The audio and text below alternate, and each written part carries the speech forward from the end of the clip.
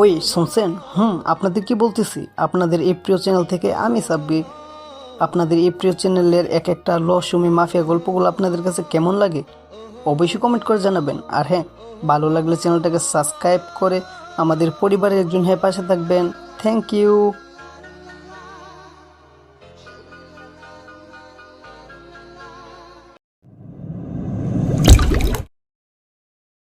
Sir, আপনাকে একটা ছেলের কথা বলেছিলাম না, যে কিনা সব কিছুতে পারদর্শী, এবং কিছুদিন আগে জঙ্গি হামলা হয়েছিল। সেই হামলায় সেই একাই সবাইকে মেরেছে। তা তো বলেছো, কিন্তু এখন তুমি কি চাইতেছো সরাসরি বলো। এভাবে ঘুরিয়ে পেঁচিয়ে কথা বলতেছো কেন? তুমি তো জানো এসব ঘুরিয়ে পেঁচিয়ে কথা বলা আমার একদম পছন্দ না। আসলে স্যার, আমি চাচ্ছিলাম কি, ওই এতিম ছেলেটাকে যদি আপনার বাসার কাজের জন্য রাখতেন তাহলে খুব ভালো হতো। কয়েকদিন পর পর তো আপনার উপর অ্যাটাক হয়। আচ্ছা, তুমি তাকে বলো কালকে সকালে আসার জন্য। আমিও দেখি সে কতটা পারদর্শী সব কিছুতে। আমার বাড়িতে কাজ করবে, সব কিছু জেনে বুঝে তো কাজ করতে হবে, তাই না হারুন সাহেব? জি স্যার, আপনি যেটা বলবেন ওইটাই হবে। আমি তাকে বলে দিতেছি এখনই চলে যাইতে ওইখানে, ওইখান থেকে কালকে সকালে যেন চলে আসে, সেই কথাও বলে দিব। এটা বলেই হারুন সাহেব চলে গেল গেটের বাইরে। গিয়ে দেখে ছেলেটা চলে গেছে। রাতে খাবার টেবিলে বসে আছে সবাই।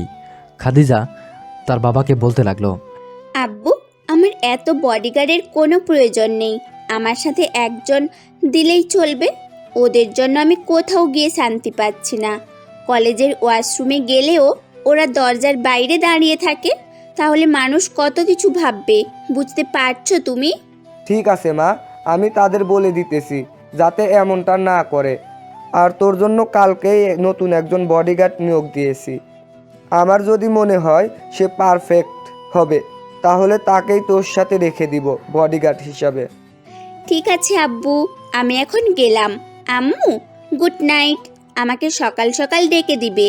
মর্নিং ওয়ার্কে যাব কাল থেকে। ঠিক আছে, ডেকে দিব, সমস্যা নেই। এখন গিয়ে ঘুমা, অনেক রাত হয়েছে। আর তুমিও রুমে যাও, আমি থালা বাসনগুলো রেখে আসতেছি। এমপি এবং তার মেয়ে দুইজনে দুইজনের রুমে চলে গেল। চলুন দেখে আসি আমি কি করছি। মেঘ, তুই একজন রাষ্ট্রপতি হয়ে কি না ওই এমপির বাড়িতে চাকর হয়ে থাকবি? এটা আমি কিছুতেই হতে দিব না। আব্বু, তুমি বুঝতে পারছো না কেন? আমি যেটার জন্য যাচ্ছি ওই কাজটা হয়ে গেলে আমি আমার দেশকে রক্ষা করতে পারবো। আমি একজন রাষ্ট্রপতি হয়ে যদি আমার দেশের মানুষকে রক্ষা করতে না পারি, তাহলে আমি রাষ্ট্রপতি থেকে কি করব। মেঘ, দেশে অনেক পুলিশ, সেনাবাহিনী, ডিবি আরও ইত্যাদি ইত্যাদি আসে। ওদের ফোন দিয়ে বলে দে, তাহলেই তো হয়। তুই যাওয়ার কি দরকার? আমার যাওয়ার দরকার আছে আব্বু। আমি শুধু একটা কাজে যাচ্ছি না, আমি আরও মানুষের কাছে যাচ্ছি। এক কথায় বলতে গেলে একটা গোলক ধাঁধার মধ্যে আমি যাচ্ছি। এগুলোর ধাঁধা আমাকে ভাঙতেই হবে। ঠিক আছে, তুই যা খুশি কর, আমি আর তোকে বাধা দিব না। আমার কথা যখন শুনবি না, তখন তুই তাহলে আর বলে কি হবে? রহিমা, তোমার ছেলেকে আর বোঝানোর দরকার নেই, সে তার মতো চলুক। চলো আমরা ঘুমাতে যাই, অনেক রাত হয়েছে। এই বলে আমি আব্বুর রুম থেকে চলে আসি। এইদিকে আমি ফোনটা বের করে ফোন দিলাম ডাক্তার জাকিরকে। কিছুক্ষণ রিং হওয়ার পর ও পাশ থেকে ফোনটা রিসিভ করে বলতে লাগলো, সমস্যা হয়েছে। আপনাকে ওই দিন যা বলেছিলাম মনে আছে তো সব কিছু? এখনই আমার বাসায় চলে আসেন, কালকে সকাল সকাল আমি চলে যাব। ঠিক আছে স্যার, আমি আসতেছি কিছুক্ষণের মধ্যে। স্যার, আপনাকে যা বলেছিলাম সব এনে রেখেছেন তো, নাকি আমি নিয়ে আসবো? অ্যান্টিডোজটা পাইনি, আপনি নিয়ে আসেন। বাড়ির সামনে এসে আমাকে একটা ফোন দিয়েন, আমি বাসায় আছি। এটা বলেই ফোনটা কেটে দিলাম। সোফায় বসেই আমার গোপন সিসি ক্যামেরাগুলো লাগিয়ে এসেছিলাম এমপির বাড়িতে। সেগুলো চালু করতেই দেখতে পেলাম পুলিশের কর্নেল এমপির বাড়িতে ঢুকছে। আমি ভালো করে দেখতে লাগলাম এটা কর্নেল নাকি অন্য কেউ। কিছুক্ষণ দেখার পর ডাক্তারের ফোন। ওয়ালাইকুম আসসালাম স্যার, আমি আপনার বাসার নিচে আসি, আপনি নিচে আসেন। আমি দারোয়ানকে বলে দিচ্ছি গেট খুলে দিতে, আপনি সোজা আমার রুমে চলে আসেন। আমি ফোন দিয়ে দারোয়ানকে বললাম। প্রায় 10 মিনিট পর ডক্টর জাকির আমার রুমে প্রবেশ করলেন। কিছুক্ষণ কথা বলেই ডাক্তার জাকির তার কাজ শুরু করে দিলেন। স্যার, এতে আমার শরীরের কোনো ক্ষতি হবে না তো? আমার কাজ শেষ হয়ে গেলে এগুলো উঠিয়ে ফেলবো। কোনো সমস্যা হবে না, আপনি যখন ইচ্ছে তখন উঠতে পারবেন। আমি এমনভাবে সেলাই করে দিব কেউ বুঝবে না এগুলো যে নকল লাগানো হয়েছে। তাই যেন হয়। ডাক্তার জাকির কাজ শেষ করে চলে যায়। এইদিকে আমি সকাল হওয়ার অপেক্ষায় বসে আছি। সকাল 10টা। আমি চলে গেলাম এমপির বাড়িতে। মেঘ, তুমি চলে এসেছো? ভেতরে চলো। আর সব কিছু ঠিকঠাক করা আছে। তোমাকে কিছু কাজ দিবে, ওইগুলো করলেই তুমি থাকতে পারবে ওই বাড়িতে। যে কাজ হয় দেখ, কোনো সমস্যা নেই। আমাকে সব কিছুর রহস্য বের করতেই হবে। তা না হলে দেশ থেকে নারী পাচার আরও বেড়ে যাবে। চলো ভিতরে যাই। আমি আর এমপির পিয়ে ভিতরে চলে আসি। এইদিকে এমপি ও তার মেয়ে খাবার খাচ্ছে। স্যার, সে চলে এসেছে। এখন কি করব? তাকে বাড়ির ভিতরে নিয়ে আসবো নাকি বাইরে রাখবো? ভেতরে নিয়ে আসো তাকে, সে আমার বাড়ির অতিথি।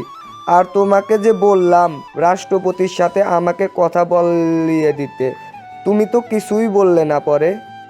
স্যার, ওনার সাথে কথা বলেছি। উনি এখন দেশের বাইরে আছে, 2 মাস পর আসবে বলেছে। তখন আপনি কথা বলতে পারবেন। ঠিক আছে, আমি 2 মাস পরে দেখা করব। এখন তাকে ভেতরে নিয়ে আসো। তাকে জিজ্ঞেস করো খাবার খেয়েছে নাকি। খাবার না খেলে সোজা এইখানে নিয়ে আসবে। ঠিক আছে স্যার। এই বলে ফারুক সাহেব চলে আসে আমার কাছে। আমাকে উদ্দেশ্য করে বলতে লাগলো, আচ্ছা মেঘ, তুমি খাবার খেয়েছো নাকি সকালে? না, এখনও খাইনি, তবে পরে খেয়ে নেব। খাবার নিয়ে চিন্তা করতে হবে না। স্যার বলেছে তোমাকে খাবার টেবিলে নিয়ে যাওয়ার জন্য। চলো আমার সাথে, খাবার টেবিলে নিয়ে যাই তোমাকে। ঠিক আছে, চলুন। আমি আর ফারুক সাহেব চলে গেলাম খাবার টেবিলে। আমি এমপিকে দেখে সালাম দিয়ে বলতে লাগলাম, আসসালামু আলাইকুম স্যার, কেমন আছেন? ওয়ালাইকুম আসসালাম, আলহামদুলিল্লাহ ভালো আছি। বসো এইখানে। খাদিজার মা, মেঘকে খাবার দাও। আমি টেবিলে বসতেই খাদিজা কেমন করে যেন আমার দিকে তাকালো। এটা দেখে ভাবতে লাগলাম, এই রে, চিনে ফেললো নাকি? আমাকে চিনে ফেললে তো সমস্যা হয়ে যাবে। আব্বু, ওনাকে কেমন চেনা চেনা লাগছে আমার। কোথায় যেন দেখেছি ওনাকে। কোথায় আর দেখবেন ম্যাম, কালকে তো আপনাদের বাসার নিচেই দাঁড়িয়েছিলাম। যখন আপনি বাইরে থেকে ভিতরে ঢুকছিলেন তখনই হয়তো দেখেছেন। হয়তো, কিন্তু আপনাকে পুরো আমাদের দেশের রাষ্ট্রপতির মতো লাগতেছে। দাড়িটা ফেলে দিলেই পুরো রাষ্ট্রপতি আপনি, তাই না আব্বু? মেঘ, খাদিজা যা বলেছে একেবারেই সত্যি কথা বলেছে। তোমাকে দেখতে রাষ্ট্রপতির মতো লাগতেছে। আচ্ছা, খাবার খেয়ে নাও। এরপর তোমার কয়েকটা পরীক্ষা নিব। যদি পরীক্ষায় টিকে যাও তাহলে থাকতে পারবে। ইনশাআল্লাহ স্যার, আমি পারবো। আমি খাওয়া দাওয়া করে একটু রেস্ট নিয়ে চলে আসি বাইরে। এমপি সাহেব বলতে লাগলো, আমি তোমাকে 3টা পরীক্ষা নিব। একটা বুদ্ধির পরীক্ষা আর 2টা শক্তির পরীক্ষা। পারবে তো দিতে? পারবো। ওই যে বড় একটা তারা দেখতেছো, ওই তালা আর চাবি হারিয়ে গেছে। তোমার মাথায় খাটিয়ে ওই তালাটা খুলতে হবে। এর জন্য তোমাকে 10 মিনিট সময় দেওয়া হবে। আচ্ছা স্যার, 10 মিনিট সময় দিলেই হবে, আমার এত বেশি সময় লাগবে না। এটা বলেই আমি চলে গেলাম তার কাছে। ভালোভাবে তালাটা দেখতে লাগলাম।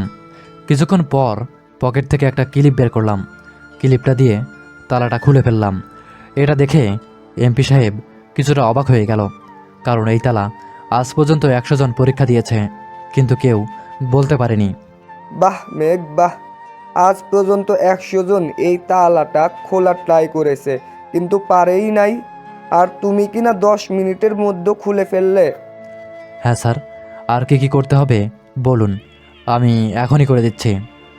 আমার মেয়ের গালে এমনভাবে একটা চড় মারতে হবে যাতে সে একটু ব্যথা না পায় এবং গালে কোনো দাগ না থাকে। কিন্তু স্যার, আপনি আপনার মেয়েকে মারার জন্য বলছেন। আপনার মেয়েকে মারলে আপনি তো কষ্ট পাবেন। আমি এই কাজ করতে পারবো না। তুমি এই কাজেও ফার্স্ট হয়েছো।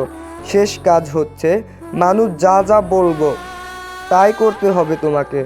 ধরো কাউকে ফোন করতে বলি, তাহলে তাকে খুন করতে হবে। অন্য কাজ দিন। যদি আমাকে পুলিশে ধরে নিয়ে যায় তখন কি হবে?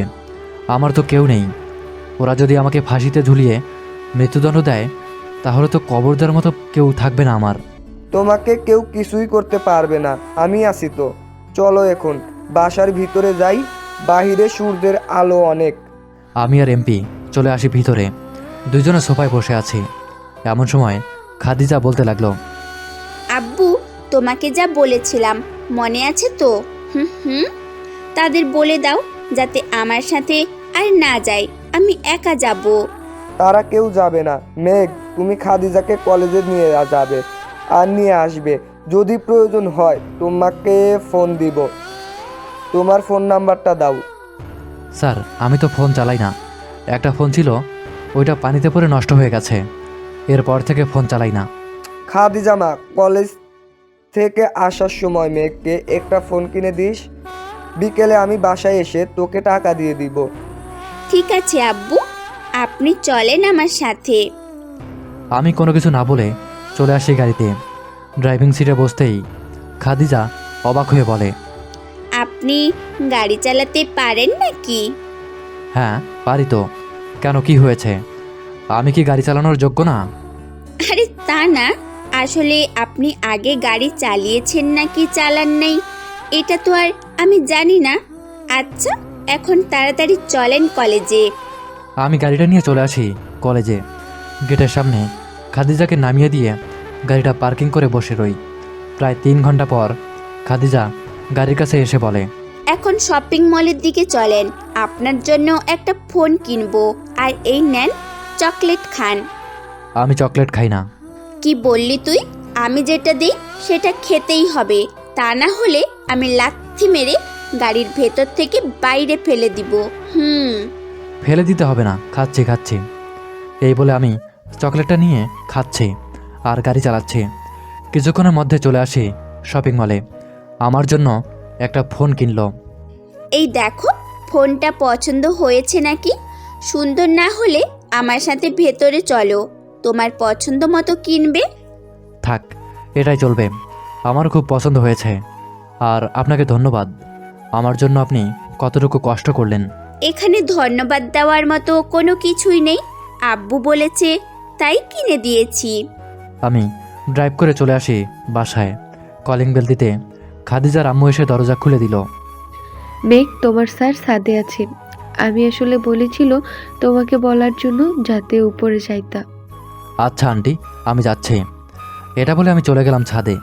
গিয়ে দেখি কয়েকজন লোকের সাথে বসে কি যেন কথা বলছে। আমাকে দেখে এমপি সাহেব বলতে লাগলো, মেঘ আসো, তোমার জন্য অপেক্ষা করেছিলাম। স্বামী ভাইয়ের নাম হচ্ছে মেঘ। দেখেন তো আমাদের রাষ্ট্রপতির মতো লাগতেছে নাকি ফেসটা? পুরো হুবহু রাষ্ট্রপতির মতো লাগতেছে। তা মেঘ, তোমার বাড়ি কোথায়? স্যার আমার নিজস্ব বাড়ি বলতে কোনো কিছুই নেই। আমি বস্তিতে বড় হয়েছি একজন চাচার কাছে। ওই চাচাও কয়েকদিন আগে মারা গেছে। ও আচ্ছা, তোমাকে একটা কাজ করতে হবে, পারবে তো? কাজটা করতে যদি পারো তাহলে তোমাকে নিয়ে একটা জায়গায় যাব। ওইখান থেকে আরও ভালো ভালো খাবার এবং দামি দামি গাড়িতে চলতে পারবে। তোমাকে কোনো কিছুই করতে হবে না, শুধু আমার কথা মতো চলতে হবে। আমাকে কি করতে হবে বলেন, আমি করে দেব। আগে বসো এখানে, এরপর সব কিছু বলতেছি তোমাকে। তোমাকে আমি রাষ্ট্রপতির আসনে বসাবো, কিন্তু একটা শর্ত আছে। এইখানে আমাদের কথা সবসময় শুনতে হবে। এই পিক সেই পিক করলে তোমাকে সোজা উপরে পাঠিয়ে দেবো, মনে থাকে তো? কিন্তু স্যার আমাকে রাষ্ট্রপতির আসনে বসাবেন কি করে? আমার মতো দেখতে একজন রাষ্ট্রপতি আছে, তাহলে আমি বসবো কিভাবে? তোমাকে কিছু ভাবতে হবে না, আমি যা করার করে নেব। তোমাকে যা যা বলেছি তাই তাই করবে। তা না হলে বুঝতেই তো পারছো কি করতে পারি আমি। আচ্ছা স্যার, আপনারা যেটা বলবেন আমি ওইটাই করব। আর কোনো কিছু বলবেন নাকি? আমি একটু ঘরে যেতাম। না, আর কিছু বলবো না, তুমি তোমার রুমে যাও।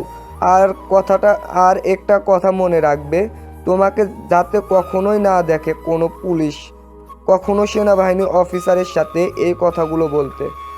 আপনি পাগল হয়েছেন নাকি স্যার?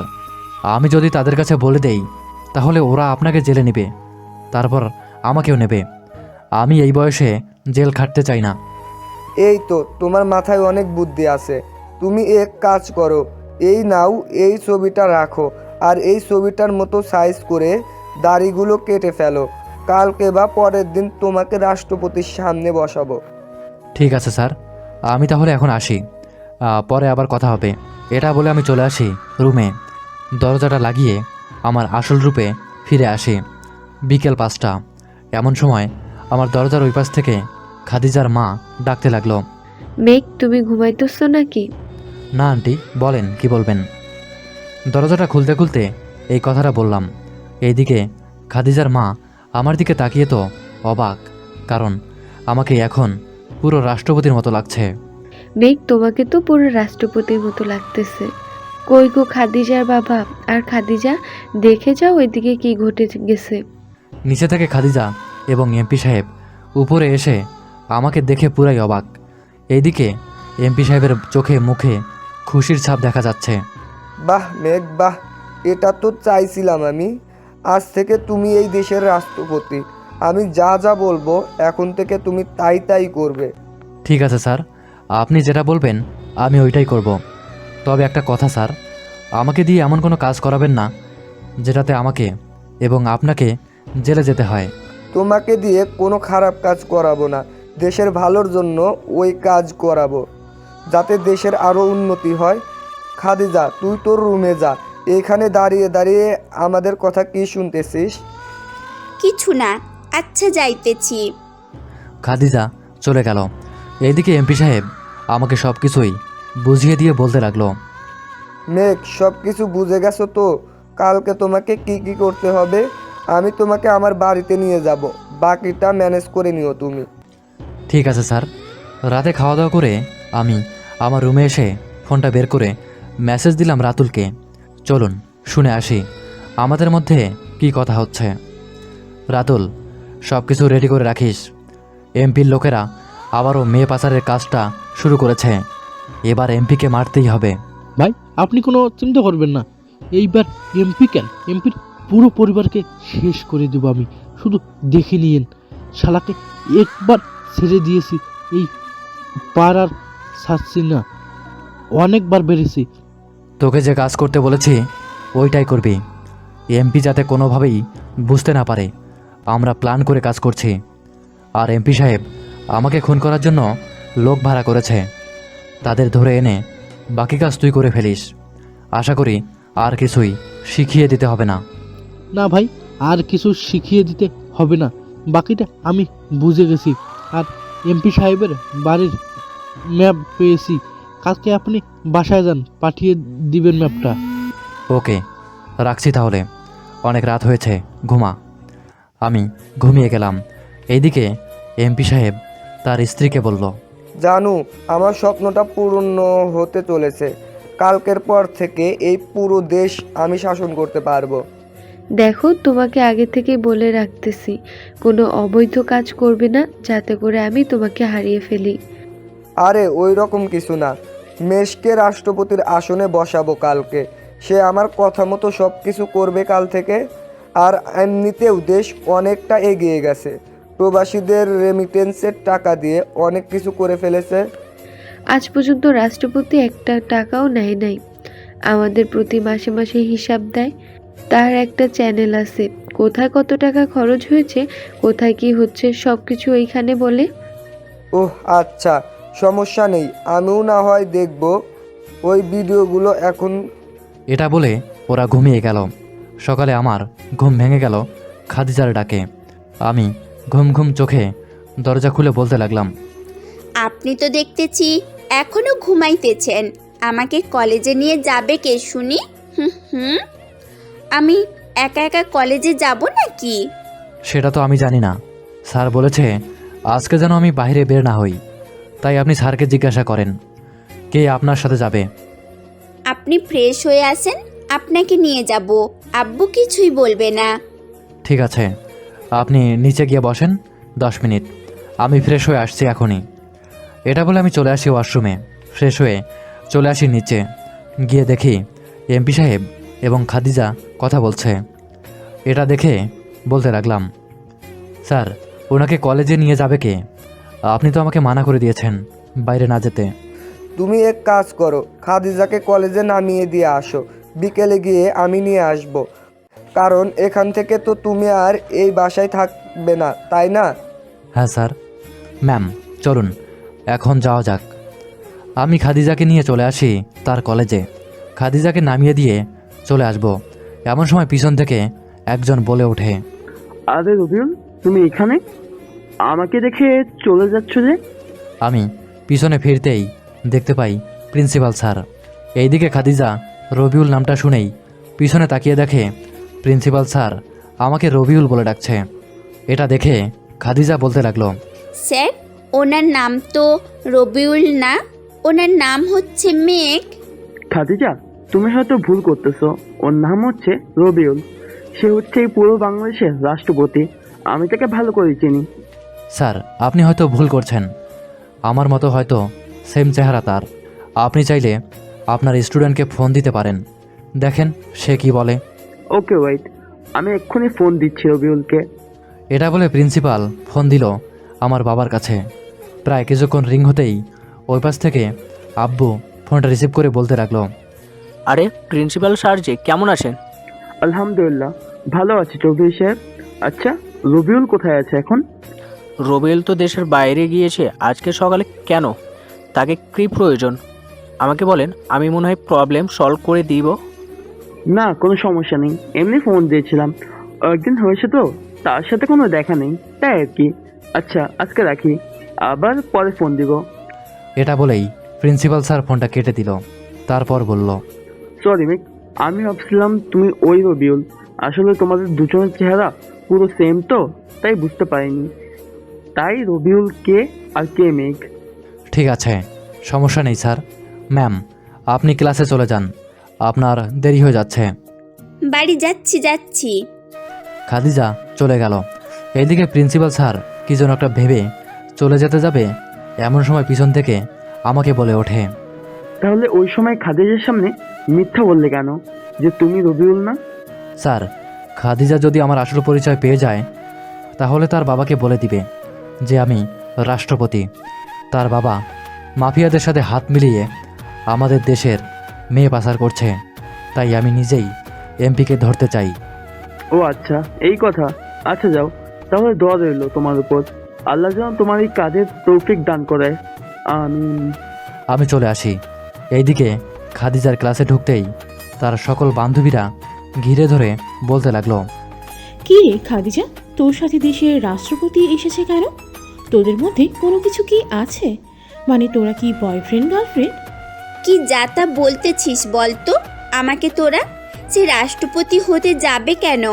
সে আমার গাড়ির ড্রাইভার, কিন্তু তার ফেস একটু রাষ্ট্রপতির মতোই দেখতে। আমিও প্রথম অবাক হয়েছিলাম তাকে দেখে। কিন্তু আমার তো মনে হচ্ছে এটাই আমাদের দেশের রাষ্ট্রপতি। ওনার পুরো নাম হচ্ছে রবিউল ইসলাম মেঘ। কলেজের সবাই তাকে রবির নামেই চিনে। মেঘে নামটা বেশি ইউজ করে না সে। ঠিক আছে, তোদের যখন বিশ্বাস হচ্ছে না, একদিন নিয়ে আসবো তাকে এই কলেজের ভেতরে, তখন দেখিস আর আসল পরিচয় কি। এখন চল তো, দেরি হয়ে যাইতেছে। আমাদের তো 3 তলায় আজকে ক্লাস টেস্ট আছে, তাই না? আরে মনেই ছিল না। চল তাড়াতাড়ি, 10টা বেজে গেছে অলরেডি। খাদিজা এবং তার বান্ধবীরা চলে গেল তাদের পরীক্ষার হলরুমে। গিয়ে দেখে সবাই বসে আছে, স্যার এখনও আসেনি। খাদিজা তার সিটে গিয়ে বসে পড়ল। এইদিকে আমি চলে আসি এমপির বাড়িতে। এসে দেখি এমপি সাহেব রেডি হয়ে বসে আছে। আমাকে দেখে বলতে লাগলো, মেঘ, এত দেরি হলো কেন তোমার? সেই কখন থেকে অপেক্ষা করেছিলাম তোমার জন্য। স্যার গাড়ির চাকা পাংচার হয়ে গেছিল, পাল্টাতে একটু সময় লেগেছে, এর জন্যই আসতে একটু দেরি হয়ে গেছে। ও আচ্ছা, চলো এখন আমরা রাষ্ট্রপতির বাড়িতে যাব। চলেন। আমি সবাইকে নিয়ে চলে আসি আমার বাড়িতে। এইদিকে আমার বাসার সকল লোকই জানে যে আমি এই বাড়ির ছেলে মেঘ। এমপি এবং তার লোকেরা এখনও জানে না আমি রাষ্ট্রপতি। আমি আমার বাসায় এসে কলিং বেল দিতেই মা এসে দরজা খুলে দিল। মেঘ, তুই চলে এসেছিস? ওখানকার কাজ শেষ নাকি যে এত তাড়াতাড়ি চলে এলি? হ্যাঁ আম্মু, ওইখানের কাজ শেষ হয়েছে, তাই চলে এসেছি। আপনারা ভিতরে আসুন। আমি সবাইকে নিয়ে ভিতরে চলে আসি। এইদিকে আমি আমার বাবাকে ইশারা করে সব কিছু বুঝিয়ে দিলেও যাতে অভিনয় করে সবার সাথে। আরে মেঘ, তুই এত তাড়াতাড়ি চলে আসলি যে? তোর সাথে তো রবিনও গিয়েছিল, সে আসে নাই এখনো? না আব্বু, এখনও আসেনি, সে ওইখানে কাজ করছে। আমার কাজ শেষ, তাই আমি চলে এসেছি। ও আচ্ছা, এমপি সাহেব আপনিও কি মেঘের সাথে এসেছেন? দেখলাম স্যার গাড়ির জন্য দাঁড়িয়েছিল। পরে স্যারকে নিয়ে চলে এসেছি সোজা আপনার বাসায়। ভালো কাজ করেছেন। আজকে কিন্তু দুপুরের খাওয়া দাওয়া আমার বাসায় খেয়ে যেতে হবে। আজকে না খেয়ে গেলে কোনোভাবেই ছাড়তেছি না আপনাদের। এমপি সাহেব, আব্বু যখন এত করে বলছে তাহলে আজকে থেকে যান। আবার কবে জানি আসেন তার তো ঠিক নেই। স্যার, আপনি যখন এত করে বলতেছেন তাহলে তো খাওয়া দাওয়া করেই যেতে হয়। খাওয়া দাওয়া করে এরপরে যাবেন। আচ্ছা আব্বু, আমি রুমে যাচ্ছি, তোমরা কথা বলো। এটা বলেই আমি উল্টো ঘুরে যেতে যাব। এমন সময় আপু বলতে লাগলো, কিরে, সব কিছু কি ভুলে গিয়েছিস নাকি? দুতলায় তোর রুম, রান্নাঘরের দিকে কোথায় যাইতেছস? না মানে আব্বু, পানি খেতে যাচ্ছিলাম, তাই আর কি রান্নাঘরে যাচ্ছে। ও আচ্ছা, যা তাহলে। আমি পানি খেয়ে চলে আসি আমার রুমে। ফ্রেশ হয়ে বসে বসে ফোন টিপছি। এমন সময় এমপি সাহেব আমার রুমে আসলো। আমাকে ফোন টিপতে দেখে বলতে লাগলো, বাহ মেঘ বাহ, তুমি তো দেখি আজকে অভিনয়টা খুব ভালো করেছো। এইভাবেই লেগে থাকো, আমি আছি তোমার পাশে। আজকে রাতে মেয়ে পাচার হবে, তুমি শুধু সেনাবাহিনীদের বলে দিবে যাতে ওইখানে না যাওয়ার জন্য। ঠিক আছে এমপি সাহেব, আপনি এটা নিয়ে কোনো চিন্তা করবেন না, আমি দেখে নেব সব কিছু। চলেন খাওয়া দাওয়া করে নেই, এবার তো আপনারা চলে যাবেন। চলো, আর সাবধানে থাকবে যাতে ওরা না বুঝতে পারে তুমি তাদের রবিউল না, তুমি আমাদের মেঘ। এটা কোনোভাবেই বুঝতে পারবে না। দেখেননি কেমন অভিনয়টা করেছি আজকে? ঠিক এইভাবেই অভিনয় করব প্রতিদিন, তাহলে দেখবেন আর সন্দেহ করবে না। আর আপনি আমাদের বাসায় এত আসবেন না, আসলে বুঝতে পারবে ওরা। ঠিক আছে, সেটা নিয়ে তোমাকে চিন্তা করতে হবে না, আমি এই বাড়িতে আসবো না বেশি। আমি সবাইকে নিয়ে খাওয়া দাওয়া করে বসে আছি। এমন সময় এমপি সাহেব বলে ওঠে, আজকে তাহলে আমরা যাই চৌধুরী সাহেব, আবার আসবো অন্যদিন। আজকে চলে যাবেন? থাইকেন এইখানে কয়েকটা দিন। না চৌধুরী সাহেব, আমাদেরও তো কাজ আছে, বসে থাকলে চলবে না। এমপি সাহেব চলে গেল। এদিকে আমি আমার বাবাকে সব কিছুই বলতে লাগলাম, কি কি হয়েছে। আমার আব্বু শুনে তো পুরাই অবাক হয়ে গেছে। আজকে রাতে তো ওরা মেয়ে পাচার করবে, তখন তুই কি করবি? ওদের আটকাবে কি করে বল তো আমাকে? সেনাবাহিনী দিয়ে আটকানো যাবে না, তাদের অন্যভাবে আটকাতে হবে। এটা নিয়ে তুমি কোনো চিন্তা করো না, আমি সব কিছুই দেখে নেব। ঠিক আছে, তুই গিয়ে এখন রেস্ট কর, রাতে তো আবার বাইরে যাবি। আমি চলে আসি আমার রুমে, বিছানায় শুয়ে শুয়ে ফোন টিপছি। এমন সময় আমার ফোনটা বেজে ওঠে। স্ক্রিনের ওপর তাকিয়ে দেখি নয়ন ফোন দিয়েছে। হ্যালো নয়ন, আজকে সব কিছু রেডি করে রাখিস, আর আমাদের কালো পোশাকগুলো আজকে লাগবে। এমপি সাহেব আজ রাতেই মেয়ে পাচার করবে। সেটা তো বুঝলাম, কিন্তু কালো পোশাক নিবি কেন? আমরা সরাসরি তাদের সাথে যুদ্ধ করব, তাহলেই তো হবে। আর ওরা তো আমাদের সাথে পেরে উঠবে না। আমি জানি ওরা আমাদের সাথে পারবে না, কালো পোশাকটা আমাদের জরুরি। কারণ এইখানে যদি আমরা কালো পোশাক পরে যাই তাহলে এমপি বুঝবে যে এটা কোনো গ্যাংস্টারের কাজ হবে। বুঝতে পারছিস আপনি কি বলতে চাইতেছেন? আচ্ছা, আমি সকল কিছু রেডি করে রাখবো। তবে আমাদের দল থেকে কে যাবে একটু বলে তাদের কেউ বলি রেডি হয়ে থাকতে। আমাদের দল থেকে মোট 10 জন নিবি, যারা ভালো স্নাইপার চালাতে পারে এবং ভালো ফাইট করতে পারে। শত্রুপক্ষের একজনকে ছেড়ে দিতে হবে, যাতে সে এমপির কাছে খবর দিতে পারে সকল মেয়েদেরকে কারা যেন নিয়ে গেছে। ওকে ভাই, এখন রাখছি তাহলে। আপনি ঠিক 6টায় চলে আসবেন। আমাদের আড্ডার এইখান থেকেই না হয় আমরা চলে যাব। রাখছি তাহলে, এখন সন্ধ্যায় ফোন দিয়ে দেবো তোকে। আমি ফোনটা রেখে ঘুমিয়ে পড়ি। বিকেল 5টা। এমন সময় আমার ফোনটা বেজে ওঠে। তাকিয়ে দেখি নয়ন ফোন দিয়েছে আবার। কিরে, কি হয়েছে আবার? এখন আবার ফোন দিলি কেন? ভাই, আপনার আসতে হবে না, আমরা দেখে নিতে পারবো তাদের। আপনি বাসায় থাকেন। আমার যেতে হবে ওখানে অন্য একটা কারণে, এটা তুই বুঝতে পারবি না। কেন যাব আমি? গাড়িটা নিয়ে চলে আয় তো আমাদের বাসার সামনে। ঠিক আছে ভাই, আসতেছি এক্ষুনি। নয়ন ফোনটা কেটে দিল। এইদিকে আমি ফ্রেশ হয়ে হালকা পাতলা নাস্তা করে গাড়িতে উঠে পড়লাম।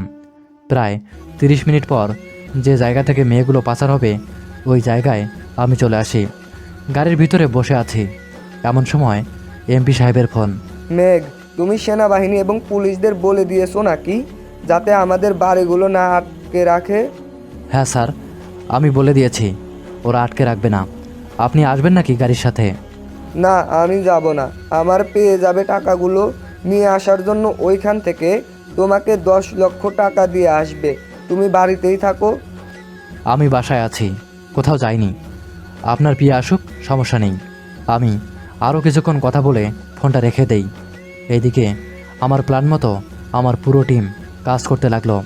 প্রায় রাত 11:45। এমন সময় কয়েকটা গাড়ি এসে আমাদের সামনে থামলো। কিরে, ওরা তো এখনো আসে নাই, মেয়েগুলো নেবে না নাকি? এখানে যদি দেরি করি তাহলে তো যে কোনো সময় আমরা সেনাবাহিনীর হাতে মারা পড়ব। আরে আমাদের কিছুই হবে না, এমপি সাহেবের লক্ষ্যই দেশের রাষ্ট্রপতি, আর সে বলে দিয়েছে যে এখানে সেনাবাহিনী বা পুলিশ কেউ আসবে না, আমরা নিশ্চিন্তে কাজ করতে পারবো। তোমরা সব মেয়ে নিয়ে এসেছো নাকি আরও বাকি আছে আনার? সব নিয়ে এসেছে, আপনি যতটা বলেছেন। এখন আমাদের টাকাগুলো দিয়ে দেন, আমরা চলে যেতেছি এখান থেকে। আরে যাবে তো, এত তাড়াহুড়া করলে হয় নাকি? একটু বসো, তোমাদের সাথে আমার কিছু কথা আছে। যদি তোমরা আমার কথা মানতে পারো তাহলে তোমাদের আলাদাভাবে টাকা দেব। বুঝলাম না আপনার কথা, কি বলতে চাইতেছেন? সব কিছু খুলে বলেন তো। তোমরা আমাকে মেয়ে এনে দিবে, আমি তোমাদেরকে টাকা দিব প্রতি মেয়ের জন্য 50 লাখ করে। আমাদের এনে দিতে পারবে তো? তাহলে আমাদের বসকে কি বলবো আমরা? উনি যদি জিজ্ঞেস করে আর মেনে হচ্ছে না কেন? সে কখনো জিজ্ঞাসা করবে না। আমি ছাড়া তার অন্য পার্টি আছে, সবার কাছ থেকে কম রাখে, আমার কাছ থেকে সবসময় বেশি রাখে, আর তোমাদেরকে কম টাকা দেয়। তার চাইতে তোমরা সবাই একটা টিম করে আলাদা হয়ে যাও, এতে তোমাদের জন্য ভালো হবে। এক রাতে কোটিপতি হয়ে যেতে পারবে, ভেবে দেখো একবার। কিরে সোহেল, কিছু তো বল, আমরা কি করব? এখন বসের কাছ থেকে চলে গিয়ে আমরা আমাদের নতুন জ্ঞান তৈরি করব, নাকি বসের কাছে থাকবো? আরমান, উনি যেটা বলেছে একদম ঠিক বলেছে। আমরা যদি বড়লোক হতে চাই তাহলে আমাদের বসের কাছ থেকে চলে আসতে হবে, তা না হলে আমরা কোনোভাবেই বড়লোক হতে পারবো না। তাহলে আপনার সাথে ডিল ফাইনাল, তবে আমাদেরকে এখন 1 কোটি টাকা অ্যাডভান্স দিয়ে দিতে হবে। যদি পারেন তাহলে বলো, আর না পারলে যেতে পারো এই মেয়েগুলো নিয়ে। অবশ্যই দিতে পারবো, টাকার কোনো কমতি নেই আমার কাছে। এই নাও তোমাদের 1 কোটি টাকা, আর এই তো তোমাদের বসের 90 কোটি টাকা। ঠিক আছে, মেয়েগুলো গুনে নিয়ে যান, তাড়াতাড়ি আমাদেরকে আবার যেতে হবে বাড়িতে। দেরি হলে আবার শালা এমপি বেটা ফোন দেবে। এই তো নাম নিতে না নিতেই শালার ফোন হাজির। আসসালামু আলাইকুম স্যার। ওয়ালাইকুম আসসালাম।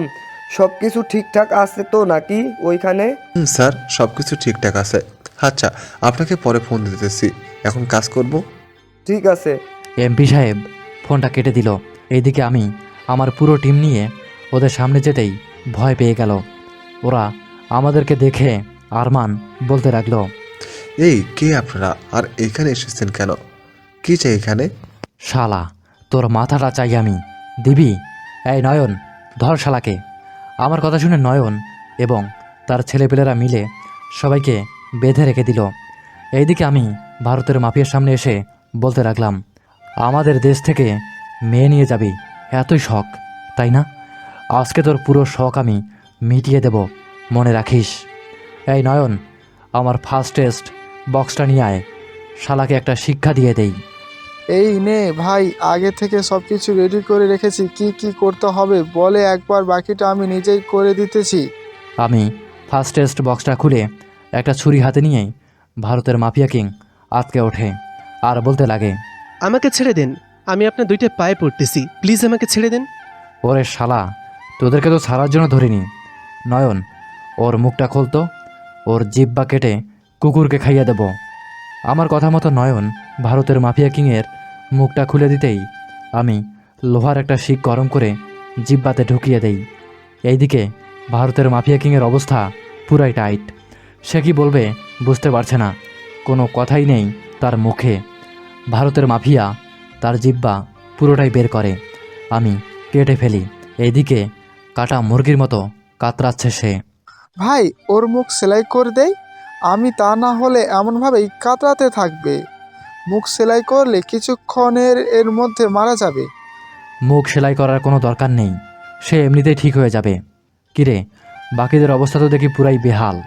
এই, তোরা আমার কথা শুনবি নাকি তোদের বসের কথা শুনবি? ভাই, আপনি যেই হন না কেন আমাদের ছেড়ে দেন, আমরা আর কোনোদিন এইখানে আসবো না। আর এইসব খারাপ কাজও করবো না। তোরা যেই খারাপ কাজ করবি না তার কোনো গ্যারান্টি আছে নাকি? আমার জানা মতে কোনো কুত্তার লেজ কখনোই সোজা হয় না।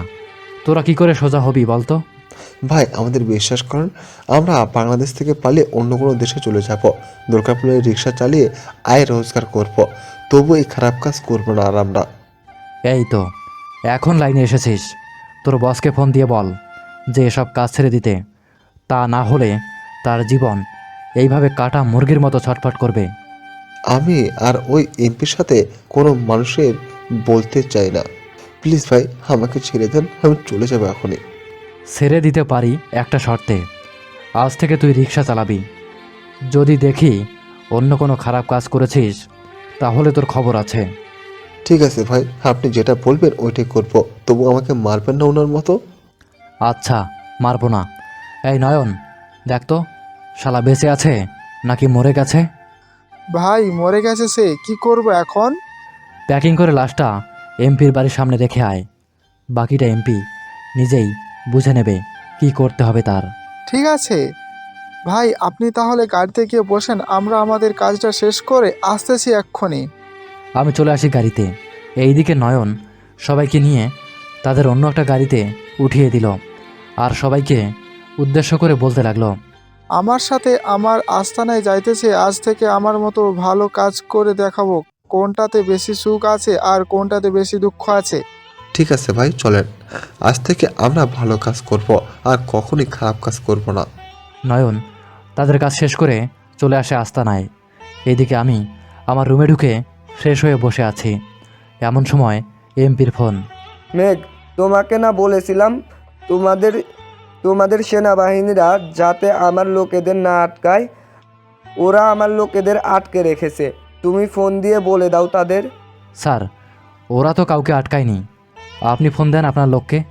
সে যেখানে আছে সেখানে হয়তো নেটওয়ার্ক নেই, তাই ফোন তুলতে পারছে না। আমি তো একটু আগেও কথা বলেছি তার সাথে, তাহলে এখন কেন ফোন রিসিভ করতেছে না সে? স্যার, এটা তো আমি বলতে পারছি না, আপনি দেখেন সে কোথায় আছে, আর না হয় আপনি সেখানে যান, তাহলেই দেখতে পারবেন আছে নাকি নেই। আমার সাথে এমপি সাহেব কথা বলছে।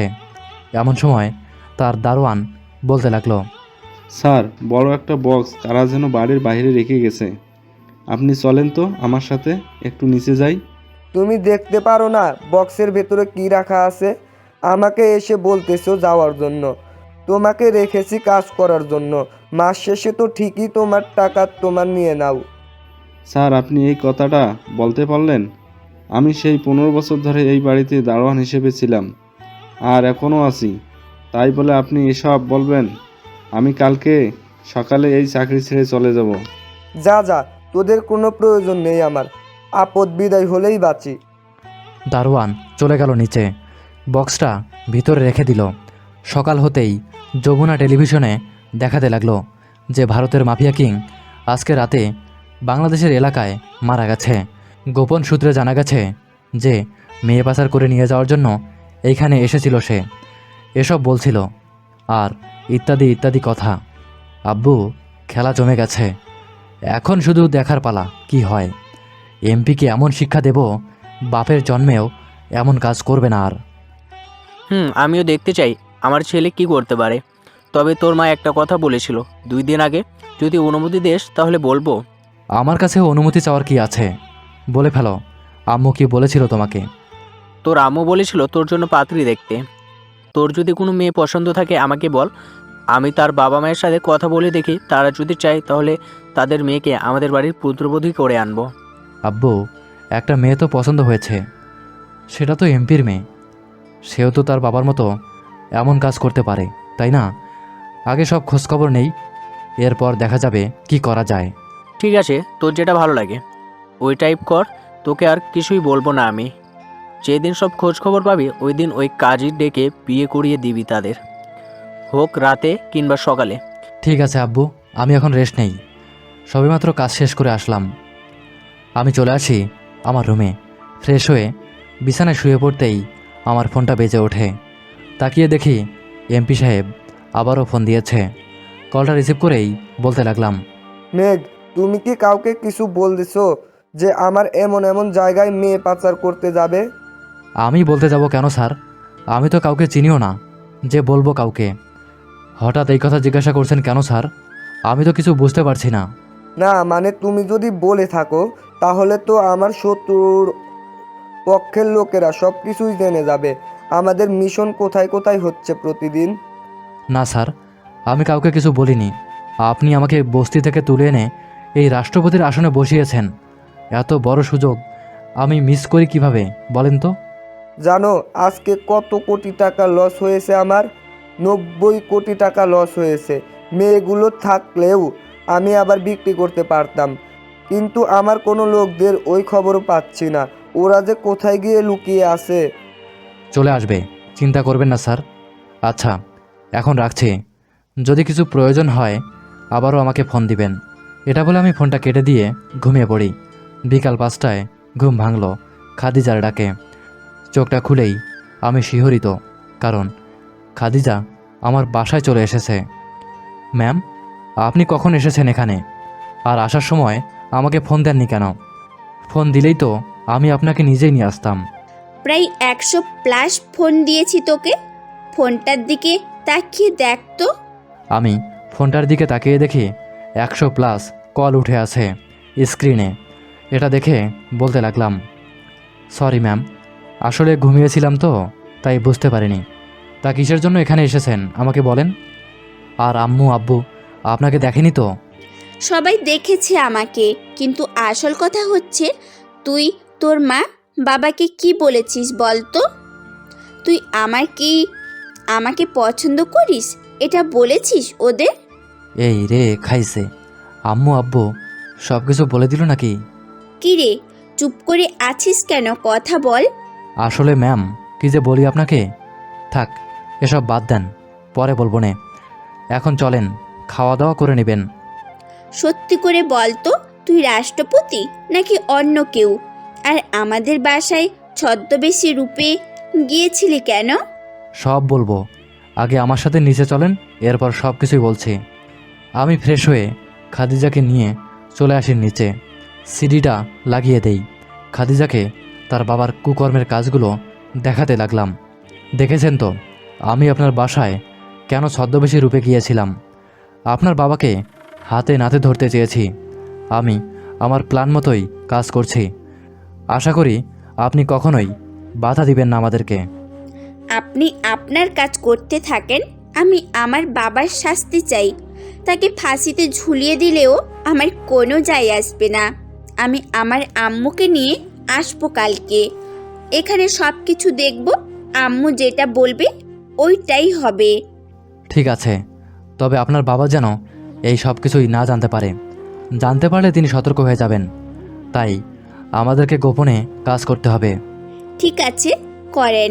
আমি তাহলে আজকে গেলাম। আরে মা, কোথায় যাচ্ছ? তোমার জন্য রান্না করেছি, খেয়ে যাও একটু। না আন্টি, আমি এখন কিছুই খাবো না। আপনি খাবারটা একটা বাক্সে দিয়ে দেন, বাড়িতে গিয়ে খেয়ে নিব। ঠিক আছে, তাহলে একটু বসো, আমি দিচ্ছি এখনই। আমার মা পুরো খাবারটাই দিয়ে দিল খাদিজাকে। এদিকে আমি খাদিজাকে নিয়ে চলে আসি এমপির বাসায়। কলিং বেল দিতেই এমপি সাহেব এসে দরজা খুলে দিল। আরে মেঘ, তুমি? হ্যাঁ স্যার, ম্যাম গিয়েছিল রাষ্ট্রপতির বাড়িতে, আমি নিয়ে আসলাম এখন। ম্যাম, আমি তাহলে এখন আসি। ঠিক আছে, যান। আর কিছু না বলে তাড়াতাড়ি চলে আসি আমাদের বাসায়।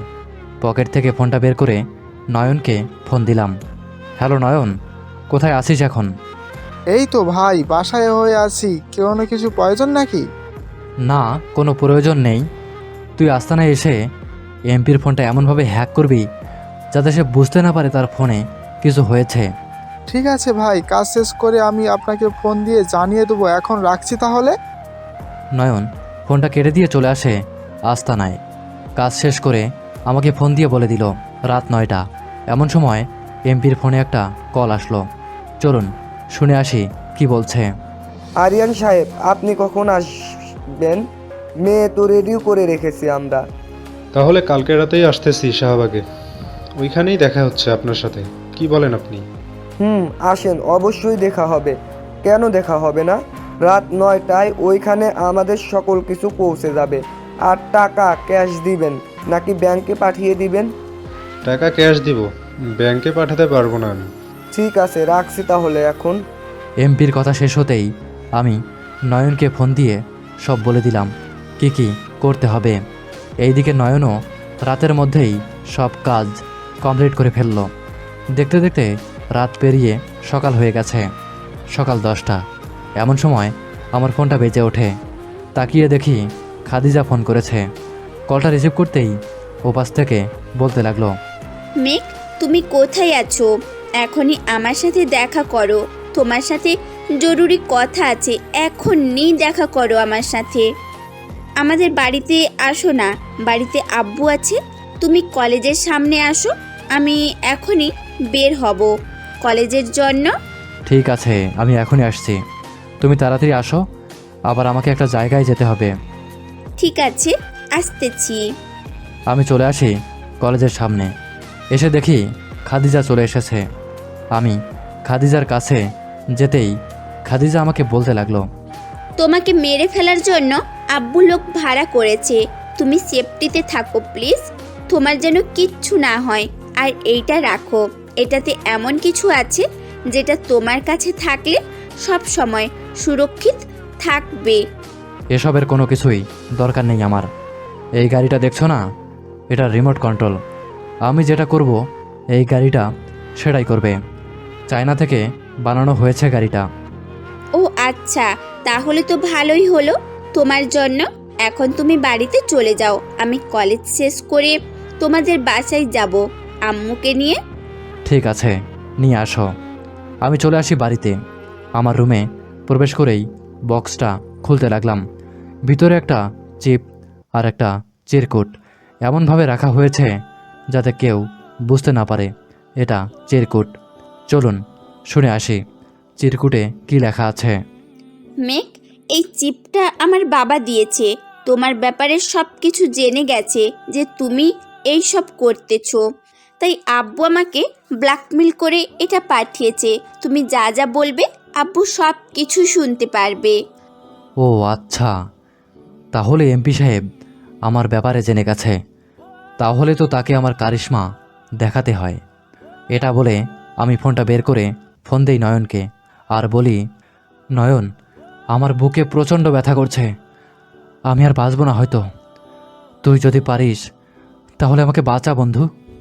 এটা ফোনে বলে নয়নকে মেসেজ দিয়ে সব কিছুই বলে দিলাম যাতে অ্যাক্টিং করে।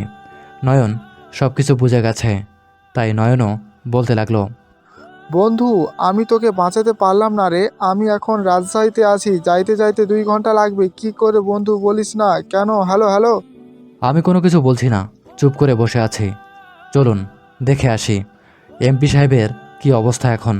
শালা আমার বাসা ছদ্মবেশী রূপ নিয়ে এসে আমাকে বোকা বানিয়ে চলে গেল। এখন বুশ ঠেলা আমাকে বোকা বানানোর কি হাল।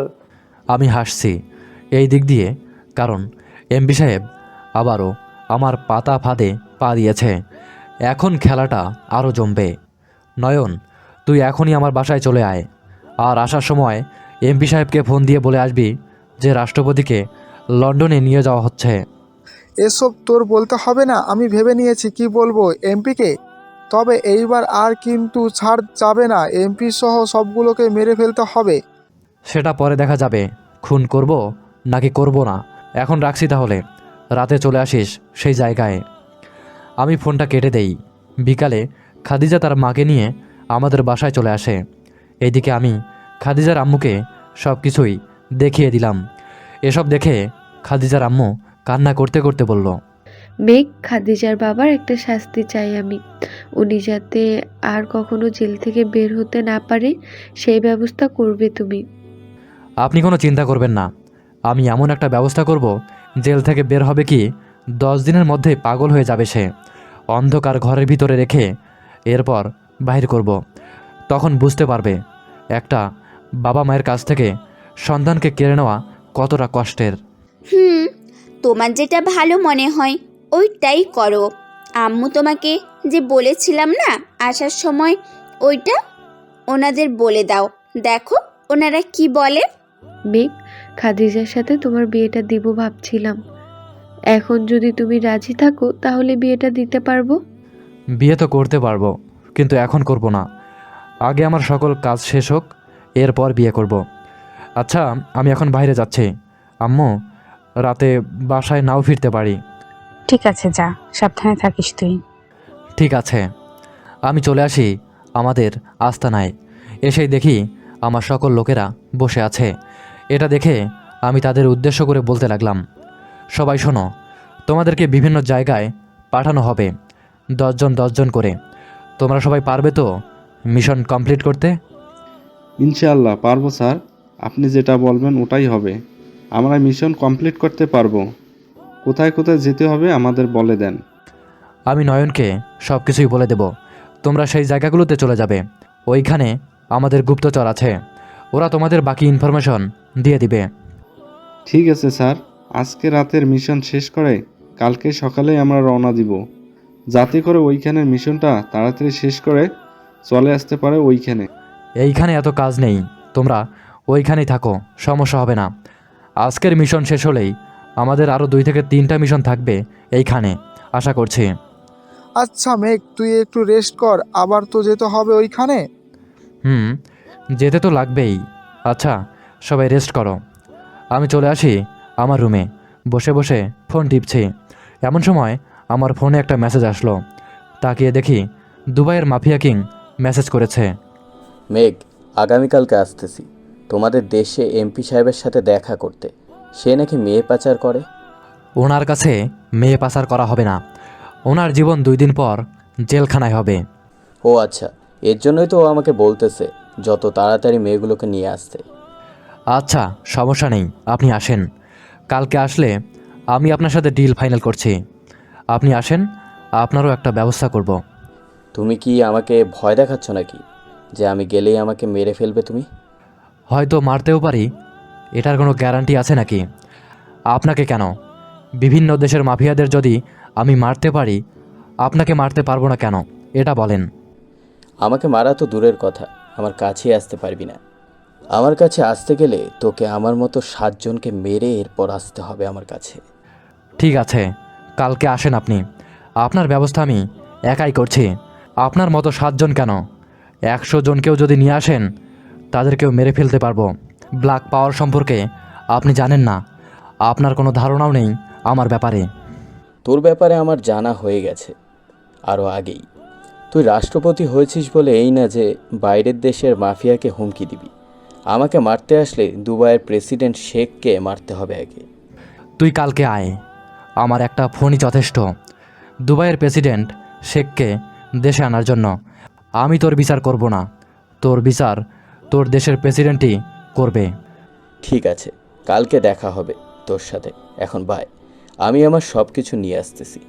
আমি দুবাইয়ের মাফিয়ার সাথে কথা বলা শেষ করে ফোন দিলাম দুবাইয়ের প্রেসিডেন্ট শেখকে। কিছুক্ষণ রিং হতেই ফোনটা রিসিভ করে বলতে লাগলো, হ্যালো মিস্টার মেঘ চৌধুরী, ওরফে ব্ল্যাক পাওয়ার, আমাকে আজকে হঠাৎ স্মরণ করছেন কেন? আপনাকে আমার প্রয়োজন।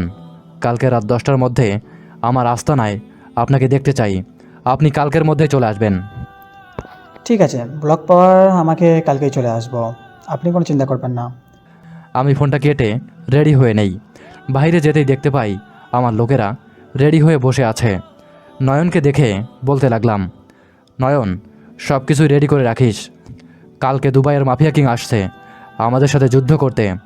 আমাদের ব্ল্যাক পাওয়ারটা দেখাতে হবে কালকে রাতে। ভাই, আপনি কোনো চিন্তা করবেন না, আমাদের লোকগুলো খবর দিতেছি, তারা পুরো হায়নার টিম নিয়ে চলে আসবে। বেশি লাগবে না, 10 জন হলেই চলবে। ঠিক আছে ভাই, আমি তাদের ফোন দিয়ে বলতেছি সকাল সকাল চলে আসতে। বলে দে। আমি সবাইকে নিয়ে চলে আসি মিশনে। এসেই দেখি শত্রুরা তাদের কাজ শুরু করে দিয়েছে। আমি পিস্তলে সাইলেন্সার লাগিয়ে গুলি করতে লাগলাম। আমাদেরকে দেখে এমপি সাহেব যেই না পালিয়ে যাবে, আমি তাকে ধরে ফেলি আর বলি, আরে এমপি সাহেব, আপনি কোথায় যাবেন? এইখানে বসেন, কিছুক্ষণ পর আপনার সাথেও ডিল করছি আমি। এটা বলে আমি এমপির 2 পায়ে 2টা গুলি করে দেই। এমপির পা থেকে রক্ত পড়ছে। আমি আমার কাজ করতে লাগলাম। কিছুক্ষণের মধ্যেই আমার কাজ শেষ করে এমপির কাছে চলে আসি। এই তুই কে? আমারে মারলি কেন? আমাকে ছেড়ে দে বলতেছি, তা না হলে তোর এমন হাল করব কখনোই ভাবতেই পারবি না তুই। ব্ল্যাক পাওয়ারের ক্ষমতা তুই কিছুই জানিস না। আরে বেটা, তুই যেই দেশেই থাকিস ওই দেশের রাষ্ট্রপতিকে তুই মারতে চাস? এই দেখ তো, চিনতে পারিস নাকি? মেঘ, তুই না মারা গিয়েছিলি, বেঁচে ফিরলি কি করে? আমাকে মারা এতটা সহজ না। তুই যে টাকাগুলো কামিয়ে রাজপ্রাসাদ নির্মাণ করেছিস ওই টাকা কালকে শেষ করে ফেলবো, সেটাও তোর সামনে। প্লিজ মেঘ, এসব কিছু করিস না। আমি আমার জায়গা সম্পত্তি তোর নামে লিখে দিব, তবু তুই বাড়িটা ভাঙ্গিস না। ঠিক আছে, এখনই লিখে দে, তাহলে আর ভাঙবো না। এই নে, লিখে দিলাম। আমার নামে সকল কিছুই লিখে দিল। এমপিকে নিয়ে চলে আসি হাসপাতালে। ট্রিটমেন্ট করিয়ে তাকে কারাগারে বন্দি করে রেখে দেই। ভাই এখন কি করবেন? এখন তো তাকে ধরে ফেলেছেন, আমাদের তো আর কোনো কিছু করা লাগবে না। কালকেই শেষ মিশন আমাদের, এটা সবাইকে করতে হবে। আর তোকে যা যা বলেছি সব কিছুই রেডি করে রাখিস। আমি এখন বাসায় চলে যাচ্ছি। ঠিক আছে, যান আপনি। আমি বাসায় চলে আসি। কলিং বেল দিতেই মা এসে দরজা খুলে দিল। আমার মাকে এত রাতে জেগে থাকতে দেখে বললাম, আম্মু তুমি এখনও ঘুমাও নেই? ঘুমিয়েছিলাম, গাড়ির হর্নের শব্দে পেয়ে ঘুম ভেঙে গেল। পরে বেলকনিতে গিয়ে দেখি তুই এসেছিস, তাই দরজা খুলতে আসলাম। ও আচ্ছা, যাও এখন ঘুমিয়ে পড়ো, আমিও ঘুমাতে যাই। ঠিক আছে যা, আর তোর রুমে খাবারটা রাখা আছে, খেয়ে এরপর ঘুমাস। আমি চলে আসি রুমে, ফ্রেশ হয়ে খাওয়া দাওয়া করে ঘুমিয়ে পড়ি। দেখতে দেখতে সকাল 11টা বেজে গেছে। এমন সময় খাদিজার ডাকে ঘুমটা ভেঙে গেল। এই ওঠো তাড়াতাড়ি, আব্বুকে খুঁজে পাওয়া যাচ্ছে না কাল রাত থেকে। তোমার আব্বু জেলে আছে, আমার হাতে ধরা পড়েছে কালকে রাতে। ও আচ্ছা, যাও ফ্রেশ হয়ে আসো, সবাই বসে আছে নিচে তোমার অপেক্ষা করতেছে। আমি ফ্রেশ হয়ে কিছু কাগজপত্র নিয়ে চলে আসি নিচে। আমার হাতে কাগজপত্র দেখে জিজ্ঞাসা করতে লাগলো, কিরে, এই কাগজপত্র কিসের? আর এইখানে এমপি সাহেবের নাম লেখা আছে কেন? কালকে সকল সম্পত্তি আমার নামে লিখে নিয়েছি খাদিজা, এই নাও, এখন তোমার নামে লিখে দিলাম সকল সম্পত্তি। আমার নাম লিখে দিতে হবে না, আপনি এটা সরকারের কাছে বা এতিমখানায় দান করে দেন, বা এই বাড়িটা ভাড়া দিয়ে দেন, যাতে একটা বা দুইটা এতিমখানা চলতে পারে। আমাদের যথেষ্ট টাকা আছে, আশা করি একটা বাড়ি ভাড়া দিয়ে ওই টাকায় এতিমখানা চলে না। ঠিক আছে, তাহলে আপনার যেটা ভালো লাগে ওইটাই করেন। আর আমাকে কবে বিয়ে করবেন এটা বলেন। এখনও শিওর দিয়ে বলতে পারছি না, তবে আজকের রাতটা যাক, এরপর বলবো। ঠিক আছে। আমি দুপুরের খাওয়া দাওয়া করে চলে আসি আমাদের ডেরায়। এসেই দেখি দুবাইয়ের প্রেসিডেন্ট চলে এসেছে। হে মেঘ, কেমন আছো? আলহামদুলিল্লাহ ভালো আছি, আপনি কেমন আছেন? আর এখানে কোনো অসুবিধা হচ্ছে না তো? না, আমার কোনো অভিজ্ঞতা হচ্ছে না। সবুজ শ্যামল দেশ খুব ভালো লাগে আমার, ওই শুকনো মরুভূমিতে আর ভালো লাগে না। তাহলে চলে আসেন এইখানে। আসতে তো চাই, কিন্তু আমার পরিবার তো আছে এইখানে, ওরা আসবে না তুমি যতই যাই বলো, কারণ ওরা ওখানে বড় হয়েছে, ওদের দেশ ছেড়ে আসতে চায় না। না আসলে তো আর কিছুই করার নেই আমার কাছে, তাই না? আচ্ছা, আমাকে এখানে দেখেছো কেন এটাই তো বুঝতে পারছি না, আমাকে সব কিছু খুলে বলো তো, কী হয়েছে এখানে? এইখানে তেমন কিছু হয়নি। আপনার দেশের মাফিয়া কিং আমাদের দেশ থেকে মেয়ে নিয়ে যাওয়ার জন্য এসেছে। আজকে রাতে তার সাথে যুদ্ধ হবে, আমরা তাকে যুদ্ধে হারিয়ে দেব, আপনি তার বিচার করবেন। ঠিক আছে, আমি তার বিচার করব, তবে আমাকে ফোন দিয়ে বললেই তো হতো, আমি তাকে আমার দেশ থেকে বের করে দিতাম। বের করে দেওয়ার কোনো প্রয়োজন নেই, তার শাস্তি সে পাবে, আপনি তাকে শাস্তি দিবেন এটাই বলে দিলাম। আমি কথা বলতে বলতে রাত হয়ে আসলো। 9টায় দুবাইয়ের মাফিয়া কিং এবং আমি সামনাসামনি দাঁড়িয়ে আছি। দুবাইয়ের মাফিয়া কিং বলতে লাগলো, মেঘ, তোকে এখনও বলতেছি, তুই আমার পথ থেকে সরে যা, আমাকে মেয়ে নিয়ে যেতে দে। আমি বেঁচে থাকতে মেয়ে কেন? তুই এই দেশ থেকে একটা সুতাও নিয়ে যেতে পারবি না। এটা বলেই আমি গুলি করতে লাগলাম। প্রায় 6 ঘন্টা পর আমার টিম দুবাইয়ের সবাইকে মেরে ফেলল। শুধুমাত্র বেঁচে আছে দুবাইয়ের মাফিয়া কিং। কী রে, তুই না বলেছিলি তোর শরীরের একটা আছরও দিতে পারবো না। এই দেখ কি দিয়েছি তোকে। এটা বলেই আমি দুবাইয়ের কিংয়ের পায়ে গুলি করে দেই আর বলতে লাগলাম, এখন দেখেছিস তো আমার পাওয়ার কতটা।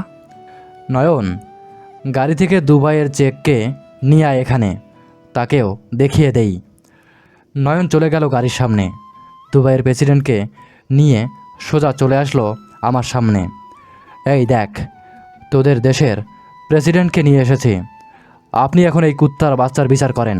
আমি দেখতে চাই ওর কি বিচার বা করেন আপনি। নয়ন, গাড়িতে গিয়ে দেখো আমার ব্যাগ আছে, ওই ব্যাগটা নিয়ে আসো, তোর বিচার আমি করতেছি।